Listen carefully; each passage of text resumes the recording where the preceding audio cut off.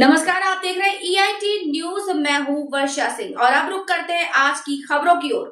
बड़ी खबर, बीड़ी पत्ता सप्लाई के नाम पर 2 करोड़ की ठगी का मामला सामने आया। मुर्शिदाबाद शामशेरगंज के बीड़ी व्यापारियों से 2 करोड़ रुपए से अधिक की ठगी करने वाले मुख्य आरोपी को पुलिस ने महाराष्ट्र से गिरफ्तार किया। आरोपी ने व्यापारियों से बीड़ी पत्ता देने के नाम पर एडवांस में 2 करोड़ रुपए से ज्यादा ले लिए, लेकिन माल सप्लाई नहीं किया। विरोध करने पर व्यापारियों को परेशान किया गया और उन पर हमले भी किए गए। पीड़ित व्यापारी द्वारा कोर्ट में मामला दर्ज कराने के बाद शमशेरगंज थाना पुलिस ने महाराष्ट्र के चंद्रपुर जिले में छापेमारी कर मुख्य आरोपी रोशन राजेश्वर दूधे को धर दबोचा। पुलिस की कार्यवाही कोर्ट के आदेश पर आरोपी को पुलिस रिमांड पर लिया। इस रैकेट में शामिल 2 अन्य फरार आरोपियों की तलाश तेजी से जारी है। इस बड़े फर्जीवाड़े के खुलासे से इलाके के सभी बीड़ी व्यापारियों में सनसनी फैल गई है। पुलिस जल्द ही बाकी आरोपियों को भी गिरफ्तार करने का दावा कर रही है। पश्चिम बंगाल मुर्शिदाबाद जिले से सुभाष मंडल की रिपोर्ट। আমার ফার্ম থেকে প্রায় একটা চুক্তি হয় পাতা নেওয়ার জন্য মহারাষ্ট্রে সাউলি থানায়।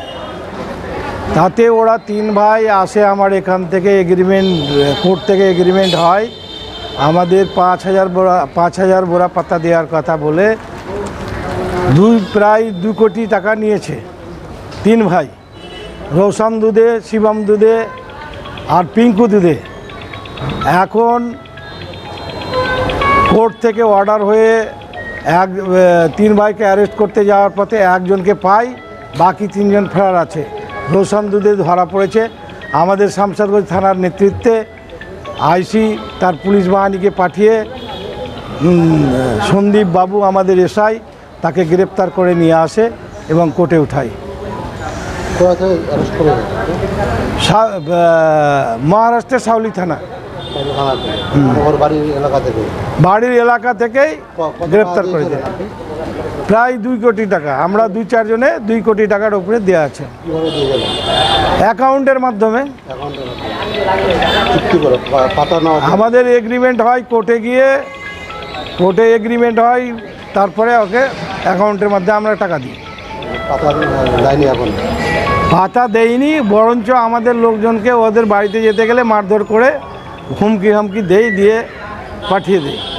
তখন আমরা বাধ্যতামূলক থানার দ্বারস্থ হই এবং কোর্টের দ্বারস্থ হই। কোর্ট, মাননীয় কোর্ট আমাদের কোর্টের নির্দেশ অনুযায়ী পুলিশকে নির্দেশ দেন এবং শামশারগঞ্জ থানার আইসি সাহেব নেতৃত্বে আমাদের এসআই সন্দীপ বাবু তার পুলিশ বাহিনীকে নিয়ে যেয়ে গ্রেপ্তার করে।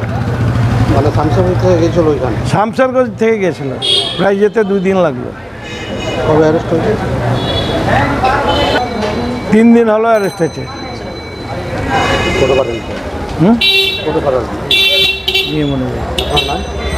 আমার নাম বদরুল হক, গঙ্গা এন্টারপ্রাইজ, এবং আমি একজন পাতা ব্যবসায়ী এবং বিড়ি ব্যবসায়ী।